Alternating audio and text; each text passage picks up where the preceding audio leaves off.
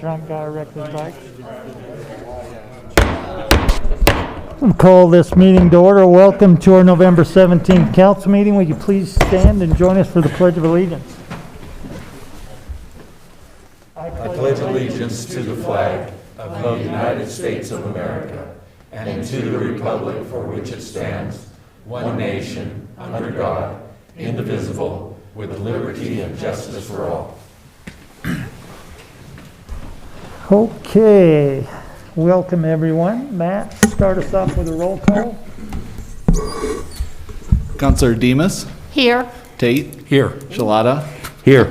West. Here. Savage. Here. Halter. Here. Zadi. Green. Mayor Acomo. Here, councilors, in the absence of our council president, I would accept nominations for a council president at this time.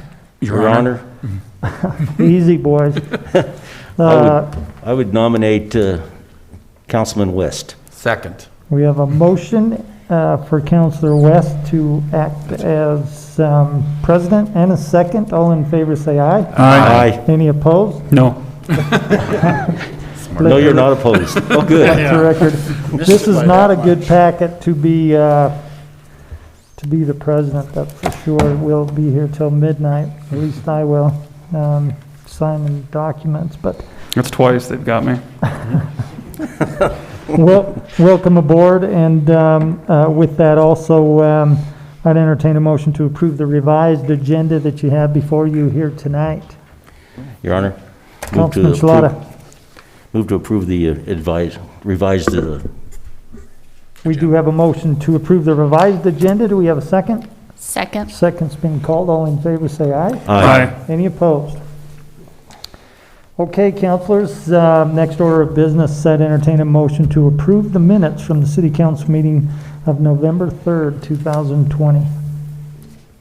So moved, Your Honor. We do have a motion. Do I have a second? Second. Second's been called. All in favor say aye. Aye. Any opposed? Thank you, councilors. Next item on our agenda is going to be the bid opening section, of which we had one bid for a cemetery tractor. We have one bidder, Stotz, S-T-O-T-Z, Equipment, out of Evansville, Wyoming.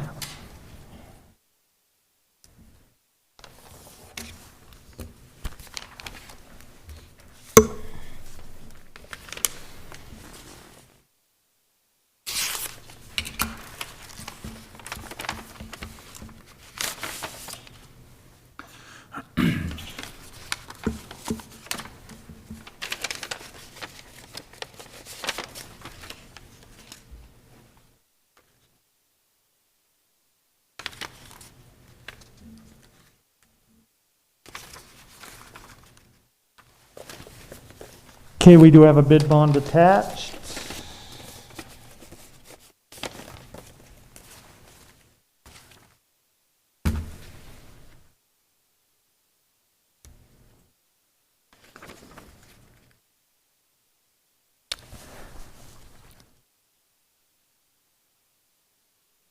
Total bid with trade-in, $55,600. $55,600.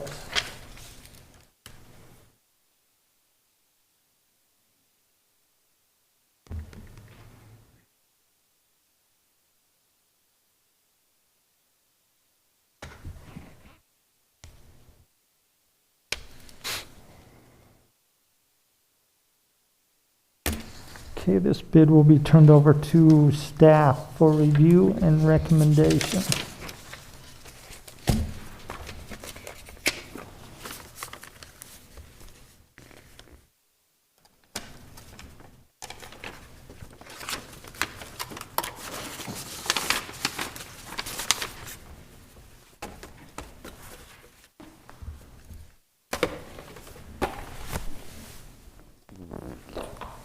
Okay, this is going to bring us on to the commendations of section of our agenda.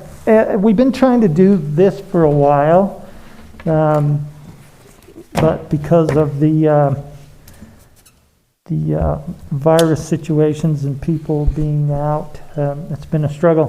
What I would like to say is we have a very great group of city employees who provide many public services to us here in Rock Springs, and we don't get a chance too often to recognize these individuals. And although they do a great job, all of them, I'd like to take this time to recognize our park staff. And I don't know how many, raise your hand if you're here with the park staff. Right on. Wow. Good. Jesse, would you like to say a few words? No, I'm just kidding. I'm just. I see you got a good crew. You do have a good crew, and I can tell you, well, we've been in this issue with the virus for a long time, but at the beginning of the year, a lot of comments and just driving around town. You guys have done an exceptional job. And then on top of that, about the time that we had everything in shape, we got hit with that nasty storm, if you remember, ripped down all the trees, everything. You guys got right back on it. The town looked just fantastic, and I can tell you that not only for our locals, but first impressions mean a lot for those people that are visiting our area. Janissa Bartlett Mark could agree that when people drive into our town, the first thing they see is that visual of who we are, and we're always trying to improve our entrances, our gateways into the city. And I can tell you that I'm extremely proud of the work that you guys have done. So underneath the direction of Dave Lansing, Mark Lyon, Bimbo, did Bimbo make it? No. Jesse Pertillo. Is Jesse here? Okay. Matt Backstrom, Kathy Soule, Jesse Reed, Kristen Bear, Tammy Baker, Leslie Barber, Tom Bernardus, Dalton Black, James Edier, Joe Gornica, Dakota Knezovich, Becky Messick, Regina Webb. Where's Regina? Is she here? Now, Regina, almost all the time takes care of our plants downtown, our flowers that are hanging around. Just fantastic job. They looked just fantastic and kind of took your mind off of some of the COVID-related issues that we had in our face this year. Stephen Woodard, Marcus Woods, you guys just have done an outstanding job. So I thought it was important that you came tonight and let everybody see those individuals that are out on the ground doing the good work, that sometimes they don't get a chance to see the name with the face of all those that are taking care of our city. So I think we owe you guys a round of applause, and I appreciate it.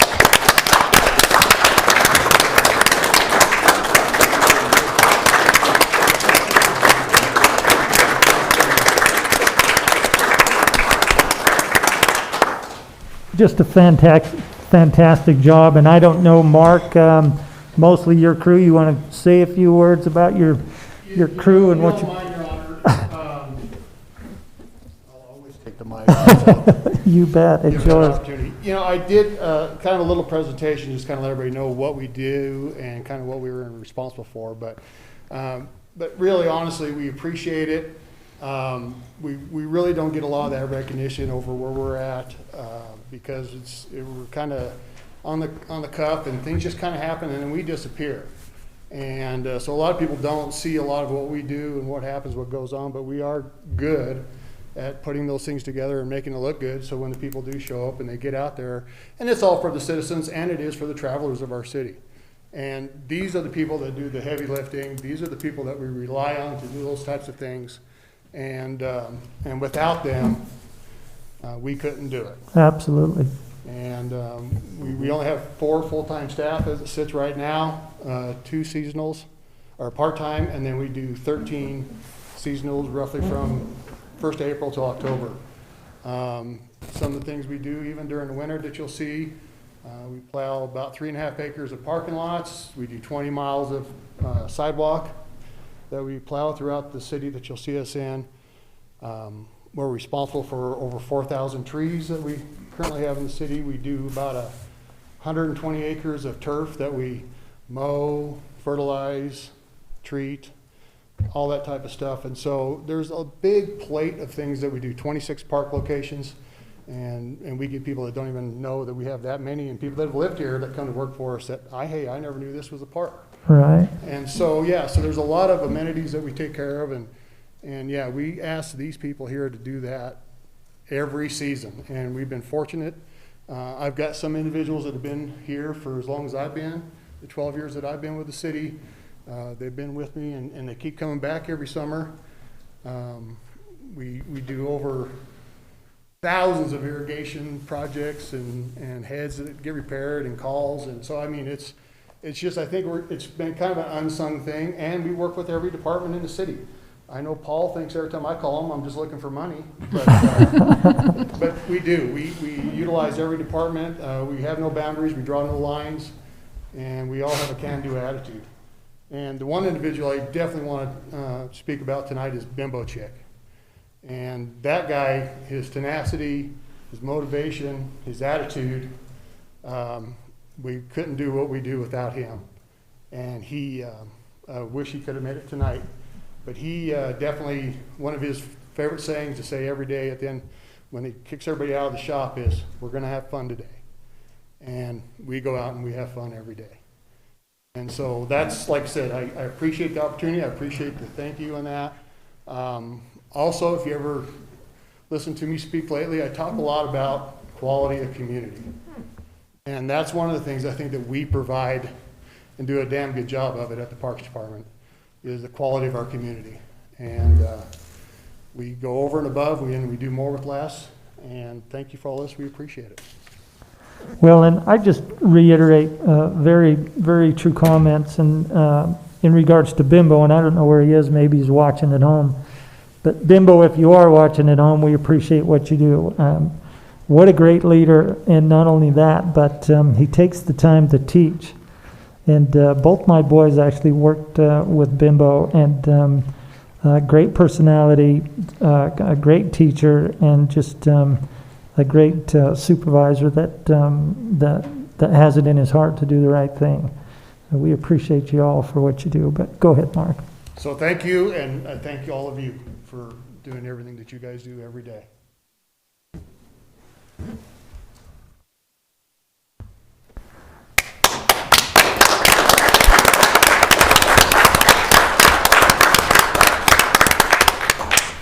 Well, and we planted a lot of trees this year, and hopefully we're going to continue to plant trees. But yeah, you don't hear much about these individuals, and they're always there helping every department, trying to make sure our city looks good, and that includes even, as Mark had mentioned, we're shoveling sidewalks, we're plowing sidewalks for for buildings that the city owns, and helping out wherever we possibly can, and much appreciated.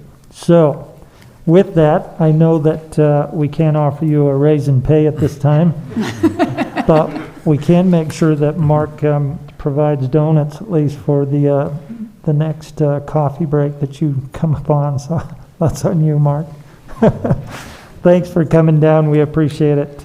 Great job, and I look forward to next year. I am concerned, as I mentioned to Mr. Castro just a little while ago, watching these, and Jess is probably a nervous wreck about this, but watching these individuals run through our city and bore fiber through our green belts has left quite a mess in certain situations and areas, and hopefully we can bring that back. And we come out in the spring with green grass, blooming trees, flowers. Regina will take care of that.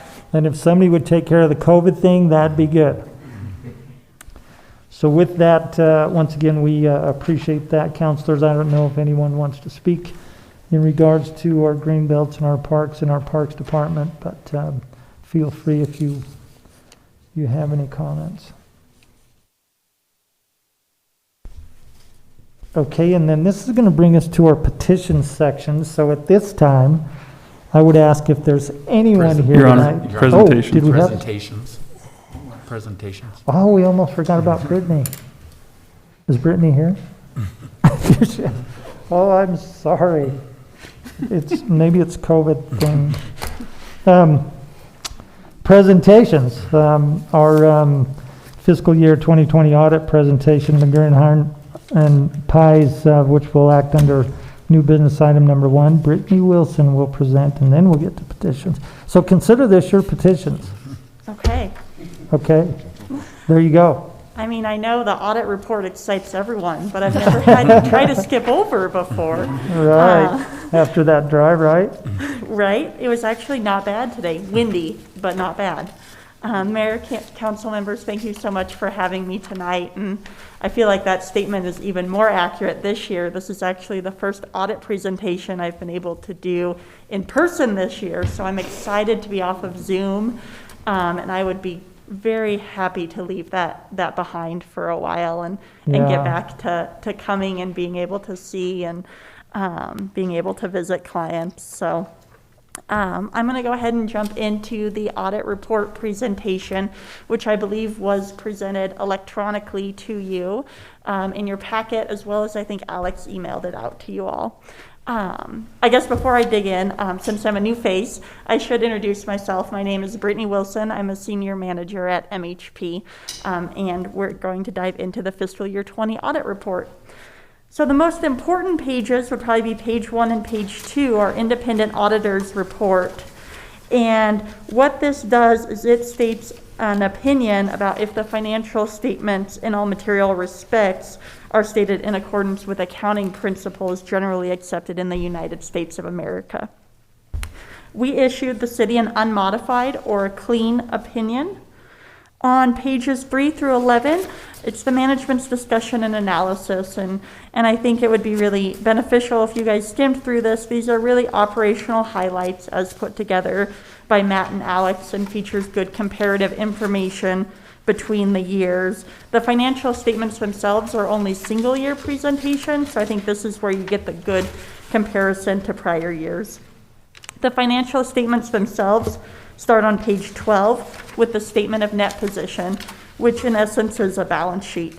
This statement is on the full accrual basis, meaning that it's showing you both the short-term and the long-term assets and liabilities of the city.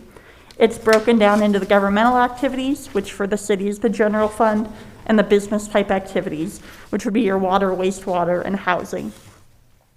Overall total for the city as of 6/30/20, total assets of $220 million, total liabilities of near $54 million, and then total net position or equity of $160.6 million. And of that, there's an unrestricted portion, so not spoken for, of $9.7 million. The next statement on page 13 is the statement of activities or the income statement. A couple of things I was going to point out here when comparing to the prior years. In terms of expenses, there was a significant increase in the public safety expenses, and this actually relates to the city's participation in Wyoming retirement systems. And 3 of the plans that you participate in, law enforcement, firemen A and B, are all sitting in this public safety number. And it was actually a significant swing in fireman A that resulted in that increase there. Looking down under general revenues, probably the expected decrease there in general sales and use tax of $5.2 million from the prior year, or approximately 22%. Ultimately, this left the city with a change in net position, a total change in net position of a decrease of $5.2 million. Last year, it was an increase of nearly $1 million. The financial statements continue on page 14, where we look at the fund level statements, which are on a modified accrual. So these really are a more short-term focus. So no fixed assets, no long-term liabilities. The only thing, and they also only cover the general fund. So the thing I will point here on page 14 is the fund balance section, once again your equity section, and it is $38.2 million, which approximately $6.4 million is unassigned. So this shows what is not spoken for by either external restriction or restriction by yourself as the council. On page 16 is the statement of revenues, expenditures, and changes in fund balance. The general fund on this short-term modified accrual basis is showing a decrease of almost $1 million. On pages 18 through 21, you'll see the detail of your business type activity funds if you'd like to take more of a look at that. The footnotes to the financial statements start on page 22. Footnote 1, covering pages 22 through 26, outlines the city's summary of significant accounting policies. No changes there. Hopping into footnote 2, which begins on page 27, this is really the detail of the city's cash and investment portfolios. And footnote 2 lasts from pages 27 to 30. Really, the city's allocation is very consistent with prior years, being held in CDs, money market funds, deposits at financial institutions. As part of the audit, we do ensure that in accordance with state statute and your city policies as well, that all deposits held at institutions are fully collateralized, and there were no issues in our testing. So those were all fully collateralized at year end as required. I'm going to skip forward in the footnotes a little bit to footnote 6, which is the retirement commitments related to the city's participation in Wyoming retirement systems. I alluded to it a little bit earlier. In total, the city actually has employees within 4 different plans. So the 3 I mentioned earlier, law enforcement, fireman A, B, and then public employee pension plan as well. On page 36, you'll see that as of June 30, the city's allocation of that liability as determined by an actuarial report through Wyoming Retirement Systems is $37.3 million. You can also look down the page and see your proportionate allocation of the different plans and how they compare to the prior year. Ultimately, a large portion of the city's liability is coming from Fireman Plan A, which ironically as a closed plan is the most significantly underfunded, and that ended up being $23.6 million of the city's liability. On page 38, I think is a good thing to bring your attention to the sensitivity analysis of that net pension liability. Obviously, as an actuarially determined liability, it's going to rely heavily on the assumptions utilized by the actuary, and one that they like to specifically draw your attention to within the statement is the discount rate, and showing how much that liability would swing on your financial statements with a simple increase or decrease of 1%. I'm going to fast forward again to page 43. So this is another actuarially determined liability for the city related to employment benefits other than pension. As you may know, that's the retiree health insurance plan. And so that's related to the implicit subsidization of the retirees staying on the plan, which results in a liability under accounting standards. It was actuarially determined by an actuary hired by the city, was approximately $3 million this year.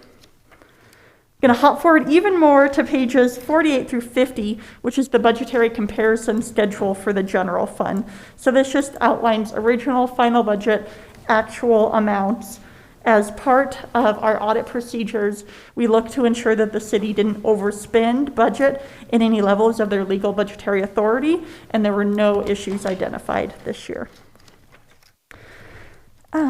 Starting on pages 53, you'll see even more additional detail in regards to the city's participation in Wyoming retirement systems. On pages 53 to 56, you can find additional trend information for the last 7 years, which is as far back as we've been required to report this liability under GASB standards.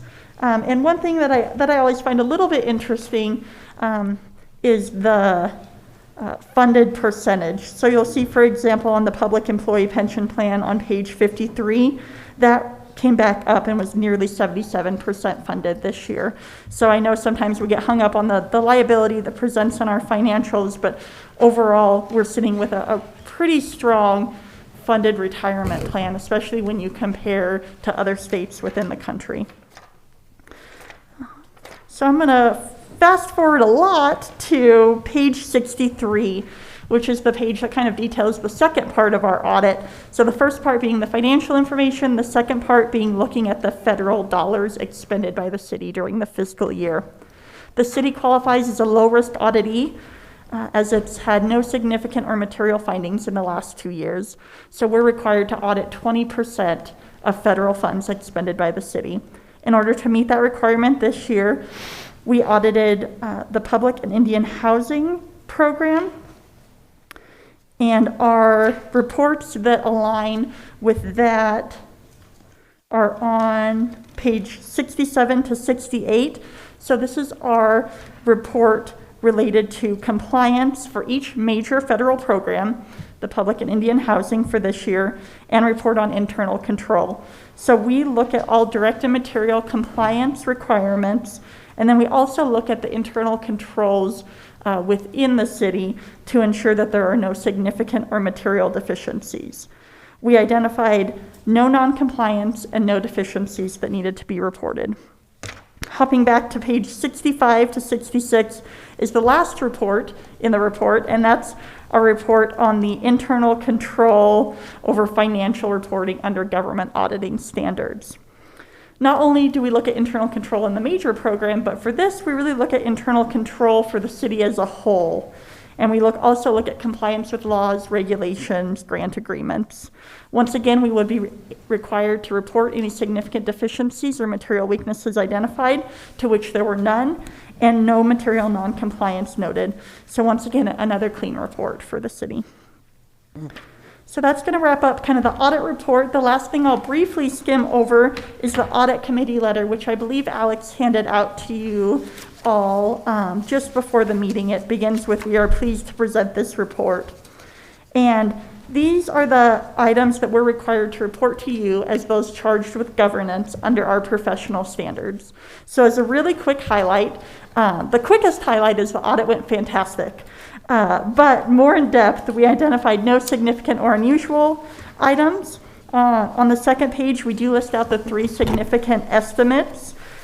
Based on the nature of the estimates, they are, of course, prone to more subjectivity and potential bias, which is why we make sure that you're aware of them. 2 of those we've touched on in the report, the pension and the OPEB, and then there's also the liability for estimated unpaid claims as determined by a third-party administrator. There were no audit adjustments identified by us. There were audit adjustments provided by management subsequent to providing us the trial balance for audit, but that's just cleanup through the projects that they were doing. No disagreements with management, no significant issues, no significant difficulties. And we would really love to extend a thank you to Matt and Alex and April and all of their staff for their fantastic work that they do during the year, and also getting prepared for us to come out in August and complete our field work. I would love to answer any questions you may have. Well, first off, I would like to also reiterate my appreciation to Matt and Alex. They'd have killed me had I bypassed you and not let you give this report. But they do a great job, April, their staff, and I'm always can just rest assured that our investments and our financial condition is in good hands. They do an outstanding job, so thank you.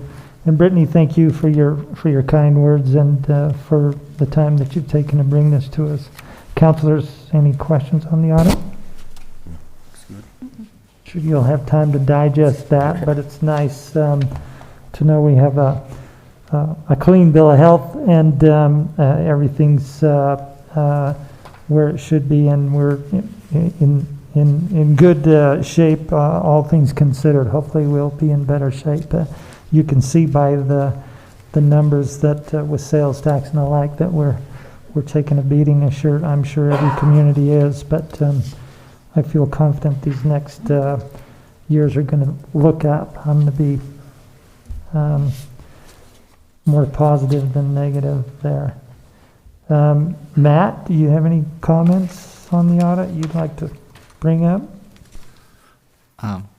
Your Honor, no, I'd just like to reiterate your thanks to staff.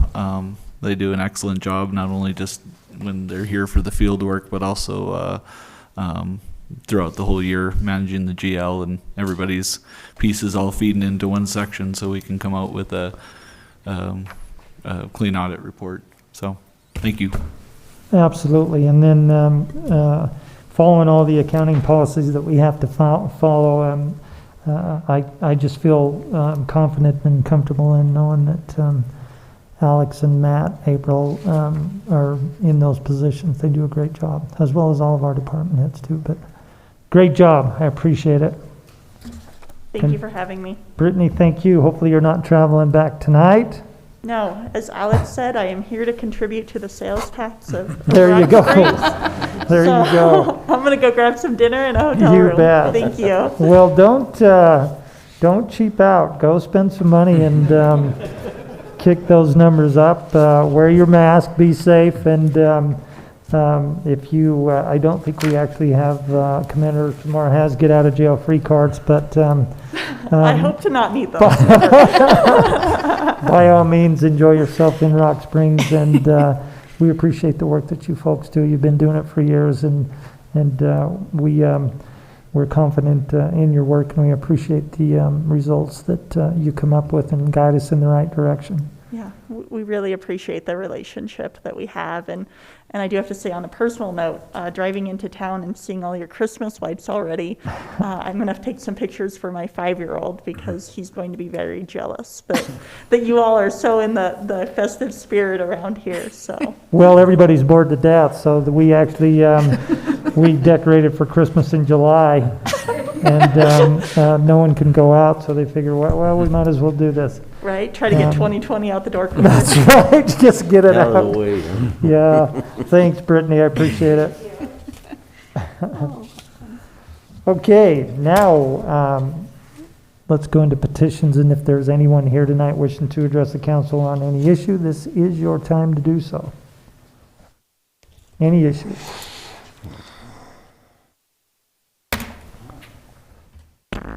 Hearing none, I'm going to close the petition sections and move on to the officers and staff reports. Councilors, we have item number 1, the health insurance fund recap for October of 2020. 2, the financial report summary for October 2020. 3, the animal control report for September 2020. And 4, the Rock Springs Renewal Fund financial statements for July, August, and September 2020. Councilors, I would entertain a motion to approve all the officers and staff reports and place on file. So moved. We do have a motion. Do we have a second? Second. Second's been called. All in favor say aye. Aye. Any opposed? Okay, this can bring us to the council committee and board reports. Councilors, in item number 1, we have the Parks and Rec Advisory Board meeting minutes for October 8th, 2020.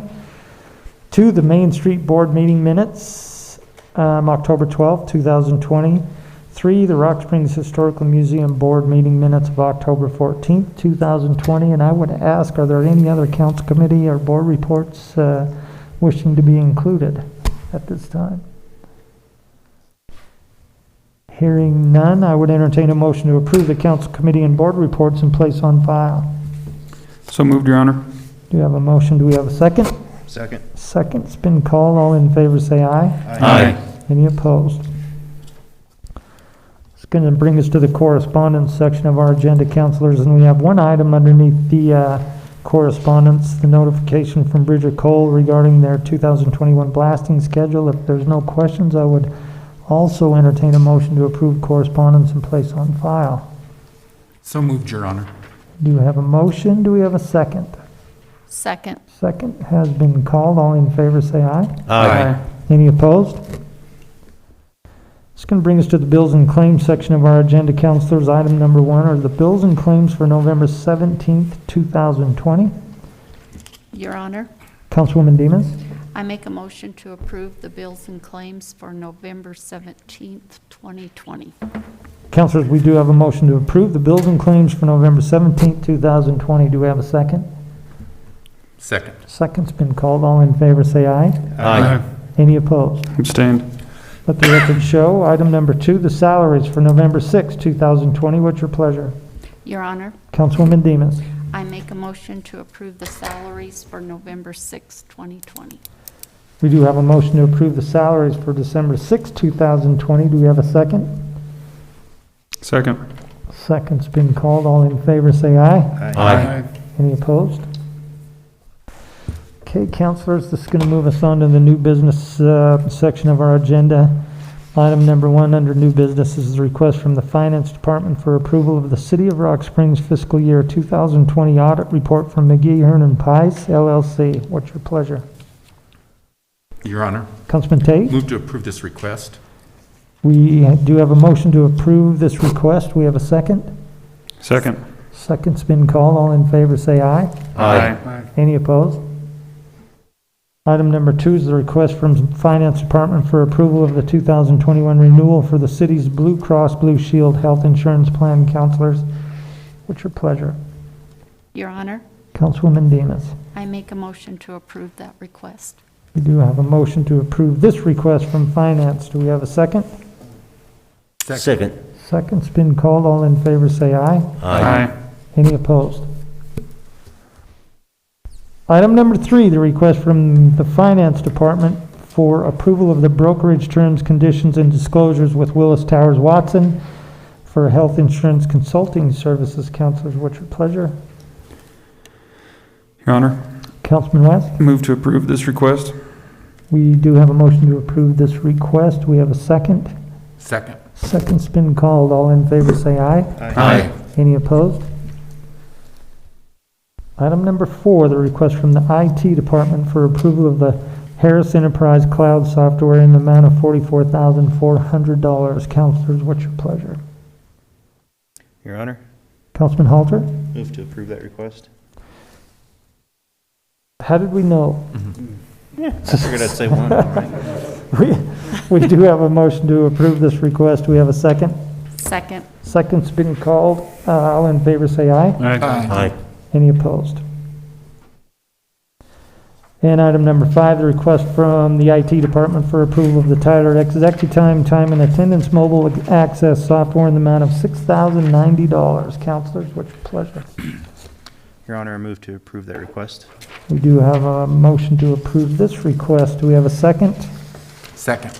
Second's been called. All in favor, say aye. Aye. Any opposed? Okay, councilors, item number 6 is a request from the mayor's office for approval of the employees' Christmas bonus, which is the same as last year.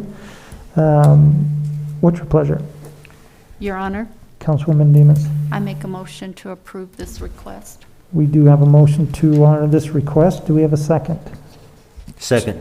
Second's been called. All in favor, say aye. Aye. Any opposed? And item number 7 is the request from the Engineering Operations and Public Service Department for permission to fill a vacant maintenance crew supervisor for the Streets Division. Councilors, what's your pleasure? Your Honor, Councilman Shalata? I move to approve this request. We do have a motion to approve this request. Do we have a second? Second. Second's been called. All in favor, say aye. Aye. Any opposed? And item number 8 is a request for liquor catering permit from Lou's Incorporated for the JFC Christmas Party on December 4th, 2020 from 4 p.m. to midnight at the Old American Legion. Councilors, what's your pleasure? Your Honor, Councilman Shalata. move to approve this request. We do have a motion to approve this request. Do we have a second? Second. Second's been called. All in favor, say aye. Aye. Are there any opposed? Okay, we have a lot of work to do going into the resolution section of our agenda. And the first resolution from the Housing Authority is 2020-168. A resolution of the City of Rock Springs acting in its capacity as the Housing Authority Board, accepting and approving Rock Springs Housing Authority Continuity of Operations Plan, and authorizing Timothy Acomo acting in his capacity as Chairman of the Rock Springs Housing Board to execute said Continuity of Operations Plan. I'm thinking you're going to be wore out here. Councilors, what's your pleasure? Your Honor, Councilwoman Demas. I make a motion to approve Resolution 2020-168. Councilors, we do have a motion to approve Resolution 2020-168. Do we have a second? Second. Second's been called. Roll call on the resolution. Councilor Tate, Yes. Shalata, Yes. West, Yes. Savage, Yes. Halter, Yes. Demus, Yes. Mayor Como. Yes. Item number 2, Resolution 2020-169. A resolution accepting and approving an amended ASO group plan change with Blue Cross Blue Shield of Wyoming and authorizing and directing Timothy Acomo as mayor of the city of Rock Springs, Wyoming to execute said amended ASO group plan changes on behalf of the city. Councilors, what's your pleasure? Your Honor, Councilman West? move to approve Resolution 2020-169. We do have a motion to approve Resolution 2020-169. Do we have a second? Second. Seconds called, roll call. Councilor Shalata, Yes. West, Yes. Savage, Yes. Halter, Yes. Demus, Yes. Tate, Yes. Mayor Como. Yes. Item number 3, Resolution 2020-170. A resolution accepting and approving Cobra rate verifications for the health benefit plans offered to employees of the city of Rock Springs and authorizing Timothy Acomo as mayor to execute said rate verifications on behalf of the city. Councilors, what's your pleasure? Your Honor, Councilman West? move to approve Resolution 2020-170. We do have a motion to approve Resolution 2020-170. Do we have a second? Second. Second's been called, roll call. Councilor West, Yes. Savage, Yes. Halter, Yes. Demus, Yes. Tate, Yes. Shalata, Yes. Mayor Como. Yes. Item number 4? Sure. Resolution 2020-171. A resolution accepting and approving an ASO group plan reopening request with Blue Cross Blue Shield of Wyoming and authorizing and directing Timothy Acomo as mayor of the city of Rock Springs, Wyoming to execute said ASO group plan reopening request on behalf of the city. Councilors, what's your pleasure? Your Honor, Councilman, was that Savage? yes. I move to approve Resolution 2020-171. We do have a motion to approve Resolution 2020-171. Do we have a second? Second. Second's been called, roll call. Councilor Savage, Yes. Halter, Yes. Demus, Yes. Tate, Yes. Shalata, Yes. West, Yes. Mayor Como. Yes. Item number 5, Resolution 2020-172. A resolution accepting and approving a stop-loss proposal from Unamerica Insurance Company to be effective January 1st, 2021 through December 31st, 2021, and authorizing and directing Timothy Acomo as mayor of the city of Rock Springs, Wyoming to execute approval of said proposal on behalf of the city. Councilors, what's your pleasure? Your Honor, Councilman West? move to approve Resolution 2020-172. We do have a motion to approve Resolution 2020-172. Do we have a second? Second. Second's called, roll call. Councilor Halter, Yes. Demus, Yes. Tate, Yes. Shalata, Yes. West, Yes. Savage, Yes. Mayor Como. Yes. Item number 6, Resolution 2020-173. A resolution accepting and approving a hazardous duty pay policy for active duty police officers in the city of Rock Springs. Councilors, what's your pleasure? Your Honor, Councilman Savage? I move to approve Resolution 2020-173. Councilors, we have a motion to approve Resolution 2020-173. Do we have a second? Second. Further discussion? Discussion, Councilor West. I've got a question on this. I understand the reasoning for it. One of my concerns, just speaking on behalf of, I guess, the Budget Committee and more of a budgetary aspect of it, is we're hoping it's going to be reimbursed for the CARES Act funding. And so I've had a discussion with Mayor Como leading up to tonight, and I was wondering if we could approve this with a contingency that it is approved at the CARES Act level. And it sounds like, from what I understand, that can't be done because this would go into effect essentially tonight if we approved it, and they can't back pay for services worked. Is that correct, Your Honor? That is correct. And Commander Urthamar may have some additional information if you would like to fill in. So I guess just part of what I'm trying to figure out here is, if it's not reimbursed, then it's gonna cost the city around roughly $30,000, at least it could. And so obviously we're faced with some difficult times. We're heading into next year looking like it's gonna be even worse. So, I don't wanna sound like I'm not in support of it or in support of the police department. But it is a concern, just if we're not reimbursed, then, we gotta pull that money from somewhere. And as of late, we've had a lot of other issues coming up, and it's not like our pockets are very deep. So if you got any comments, I'd love to hear from you. Sure, although I would probably give any budget comments to Matt as far as why it can't be reimbursed. If you have questions about the policy or why we're asking for it, I'd be happy to answer any of those questions, or what it is that our officers are doing to constitute hazard pay. I can answer any of those questions, but I would lean to Matt on why it could or could not be reimbursed with the CARES Act. And so I guess that is one of my questions for you, is it seems like it's geared more towards the police department. I mean, obviously, we've got a lot of, first responders between, the fire responding to EMS and the police, and I understand that your guys' are more of an urgent call when you're dispatched, and a lot of the times you don't know what you're getting yourselves into. It's just a rush, get there, and who knows, and so you're going to be, at risk perhaps more. So I assume this is why, my understanding, I think there's been troopers on the state level that have applied for it and been awarded it. I think the county, is my understanding, is also applying for it, but it seems as though it's geared more towards police officers and the line of work that they're doing. Yes, so I can speak on behalf of the police department, not the fire or other first responders, although I could see scenarios where they would qualify for this. We learned that this money was available and that other agencies in the county were getting it, and kind of felt it was a disservice to our own employees not to at least go for it. So that's why it came up on the resolutions today.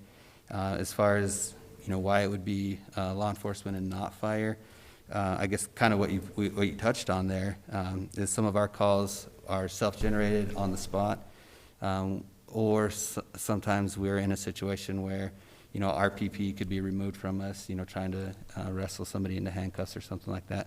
So those situations are a little bit more rapidly evolving where, yes, it is our directive to wear personal protective equipment at all times when dealing with anybody in the public, but due to the nature of what we do, sometimes that can be removed from us, constituting a more hazardous situation, I guess, than we can anticipate.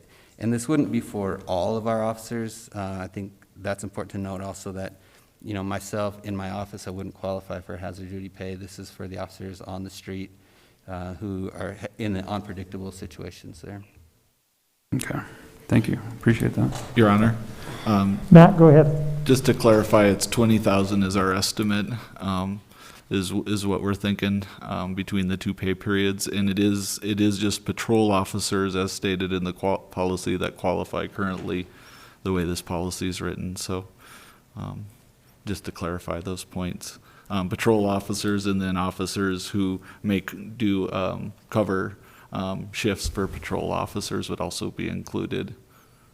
Your Honor, Councilman Tate? I was just going to ask Matt if it isn't, as Councilman West is thinking, if we weren't to get reimbursed, is there a budget? Is it budgeted in this year's, do we have it in salaries, or would we have to take from reserves, or where would the 20,000 come from? Your Honor, Councilor Tate, there's several unfunded positions currently in the police department, so we would just take the money out of those unfunded positions. Thank you. And Councilors, I apologize, the 30,000 originally came from the discussion from Chief Pacheco and myself in the calculations for more additional officers, employees that would have been considered, and then that was decreased down to those people, those officers that were on the street and fill in. Your Honor, I'm sorry, I need to correct myself. Unfilled positions, not unfunded positions. Yeah. Sorry, that's what I meant. Obviously, if they're unfunded, there's not money available to, so it would be unfilled funded positions. So. We're hoping that you were meaning that. Thanks, Matt. That answered my question as well. That was a good question. So I have one thank you question. both. Appreciate it. Councilman Shalata? I was just wondering, now this is only good for the period that the COVID-19's in effect, or does this go on in the future as far as hazardous pay for the police department? So it's just this one certain issue that we're dealing with for hazardous pay, right? Am I correct on that? Correct. Yes, Your Honor, Councilor Shalata, in our policy, it would be from December 7th, 2020 to January 7th, 2021. Okay. And that is to coincide with what we hope to be reimbursable CARES funds. Okay, thank you. Yeah, thank you. So councilors, I believe we have a motion, a second by discussion, roll call. Councilor Demus, Yes. Tate, Yes. Shalata, Yes. West, Yes. Savage, Yes. Halter, Yes. Mayor Como. Yes. And item number 7, resolution 2020-174. A resolution accepting and approving an amended master services agreement between the City of Rock Springs and GovQA LLC to provide software to the city for the purpose of processing Freedom of Information Act and records requests, and authorizing Timothy Acomo as mayor and Matthew L. McBurnett as city clerk to execute said agreement on behalf of the City of Rock Springs. Councilors, what's your pleasure? Your Honor, Councilman Halter? move to approve 2020-174. We have a motion to approve resolution 2020-174. Do we have a second? Second. Second is called, roll call. Councilor Tate, Yes. Shalata, Yes.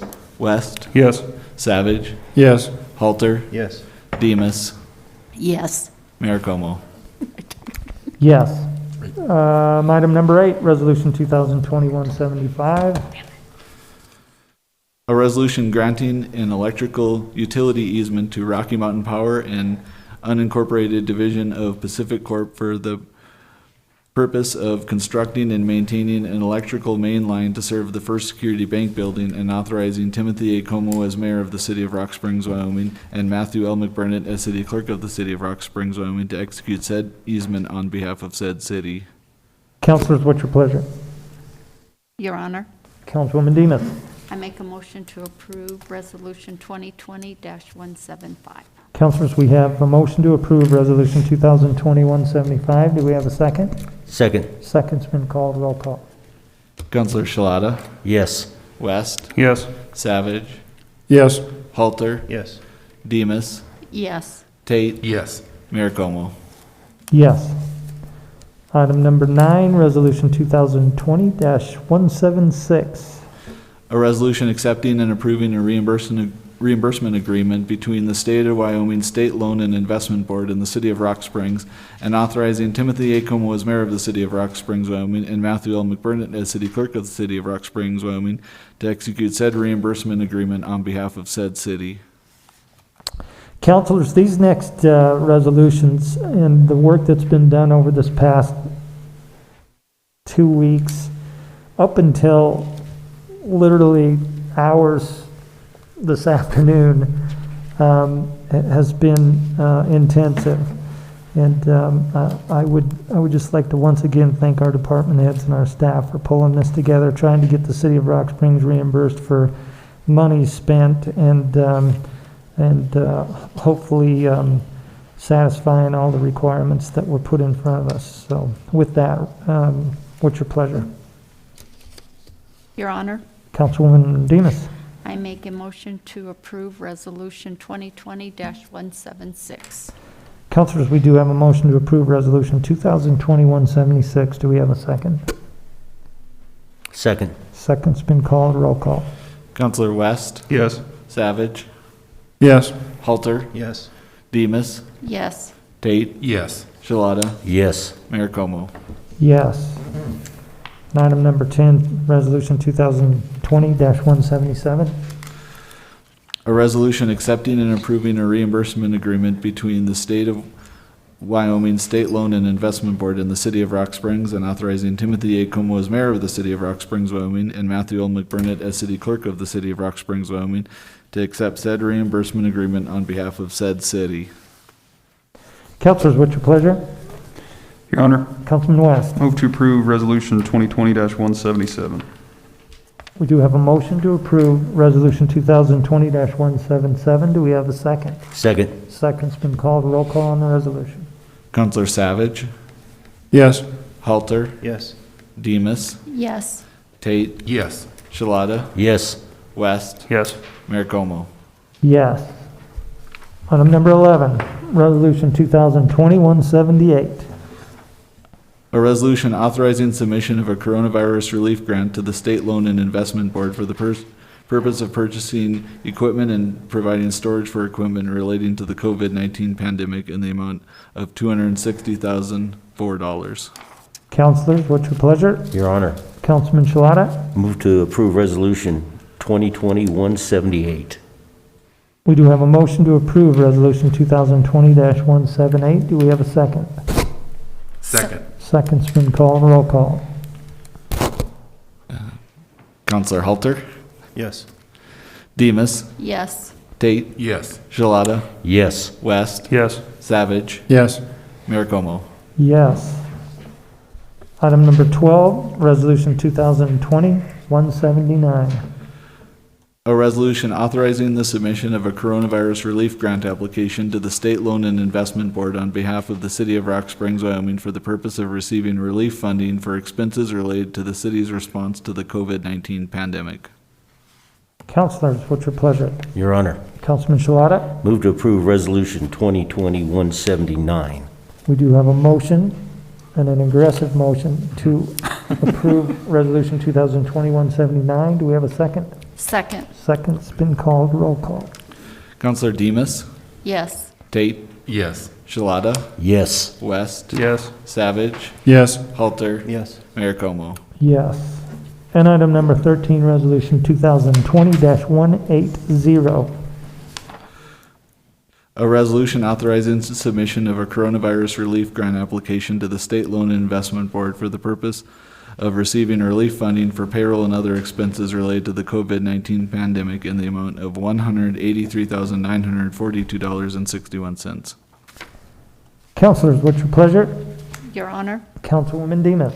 I make a motion to approve Resolution 2020-180. We do have a motion to approve Resolution 2020-180. Do we have a second? Second. Second's been called. Roll call. Counselor Tate, Yes. Shalata, Yes. West, Yes. Savage, Yes. Halter, Yes. Demus, Yes. Mayor Como. Yes. You will probably hear the city council, myself, religiously over the next, Lord knows, year, reminding everybody how important it is to keep our health and safety at the forefront. And that includes wearing masks. We've sat on many meetings over the week. We've had many discussions over mask mandates, no mask mandates, what a mask mandate means, which, by the way, I'm just going to reiterate that the mask mandate causes several issues, including one being the enforcement of, and who proclaims the mandate. We know that we've had a letter sent to the governor's office by our county health officers from around the state and requesting him to make a mandate, which then we would be responsible to enforce. We have not had that discussion as a city, nor, from my understanding, has the county passed such an ordinance. I do know the city of Green River has considered it, but logistically, in regards to a mandate, what would happen is if we cited each individual for not wearing a mask, each of them individuals would be cited into court and most likely request a jury trial. Therefore, you could imagine the backfill of trials and the expense that would ensue. It's pretty easy for me, for us, to realize that just by wearing a mask does a lot of things. No one likes them, by the way. I've said this time and time again. I can't stand these masks. I feel with as much as I've said tonight, this mask is more of a deterrent health-wise than the like, but it definitely saves those individuals next to you or around you, and it might be elderly or those with immune deficiencies. To throw on a mask when you go into the store, when you can't meet the physical distancing, seems to be an easy thing to do. I know a lot of friends, business associates, don't care for the mask mandate. I just had an email before stepping into this meeting about the issues against having a mandate. But it's my concern that if we don't do something soon, a mandate is going to come down from the governor's office.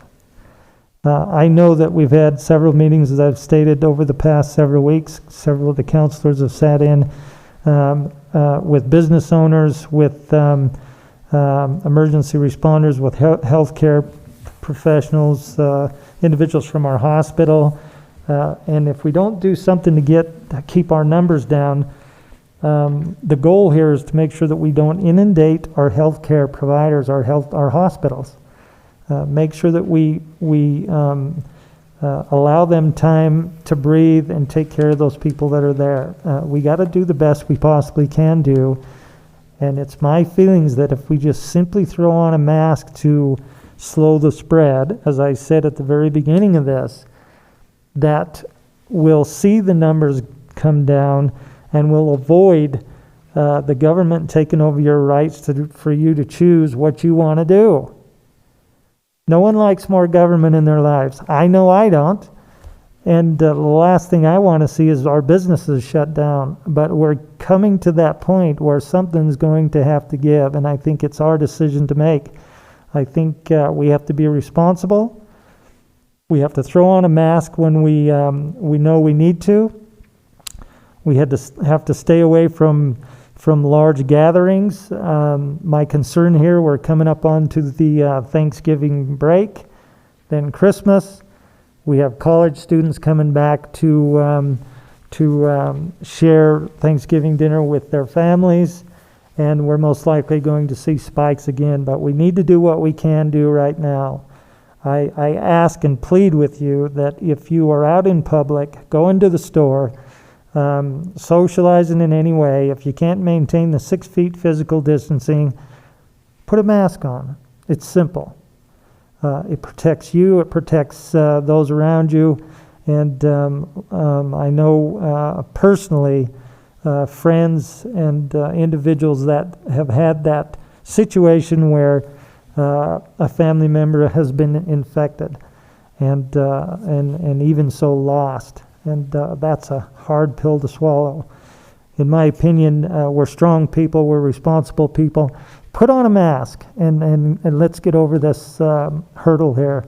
We're up to close to 30% of those tested becoming found positive, when just a few weeks ago we were hovering around 3%. Those are strong numbers. That's not a gradual slope, that is a spike. Do what you can. Act responsibly, whether you believe in it or like the masks or not.